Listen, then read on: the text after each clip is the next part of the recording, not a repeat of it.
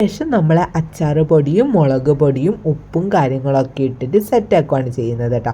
അപ്പോൾ ഉപ്പ് ഇതിലിടുന്നുണ്ട്. കഴിഞ്ഞ അച്ചാർ വീഡിയോയിൽ ഉപ്പിടുന്ന വീഡിയോ കട്ടായി പോയിട്ടുണ്ടായിരുന്നു, അതുകൊണ്ട് ഇത് നന്നായിട്ട് കാണിച്ചിട്ടുണ്ട്. അങ്ങനെ കറിവേപ്പിലയൊക്കെ ഇട്ട് സെറ്റാക്കി അതിൻ്റെ ഒരു വെള്ളമൊക്കെ ഒന്ന് വറ്റി കഴിയുമ്പോഴത്തേനും അച്ചാർ പൊടി പൊട്ടിച്ചിട്ട് ഇട്ട് കൊടുക്കുകയാണ് കേട്ടോ. അപ്പോൾ അത് അമ്മ ഇങ്ങനെ അച്ചാർ പൊടി പൊട്ടിക്കുന്നത് വീഡിയോ എടുത്തിട്ടുണ്ടായില്ല, അപ്പോൾ അമ്മ വെറുതെ കുലുക്കി കൊടുത്തതാണ് സംഭവം. അത് ഇട്ട് കഴിഞ്ഞിട്ടാണ് ഞാൻ വീഡിയോ എടുക്കുന്നത്. അങ്ങനെ ഇത് 2 സ്പൂണും കാശ്മീരി മുളക് പൊടിയും കൂടെ കളറിന് വേണ്ടിയിട്ട് കേട്ടോ.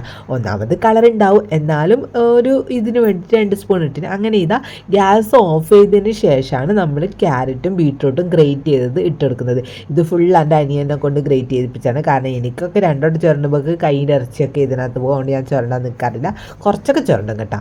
അങ്ങനെ നമ്മൾ അത് മിക്സ് ആക്കലാണ്. ഇത് തീ ഓഫ് ചെയ്തതിന് ശേഷമാണ് കേട്ടോ മിക്സ് ചെയ്യുന്നത്. അച്ചാറിൻ്റെ കഷ്ണങ്ങളൊന്നും അധികം വേവാൻ വേണ്ടിയിട്ട് പാടില്ല, ഒന്ന് ചൂട് കയറിയാൽ മാത്രം മതി.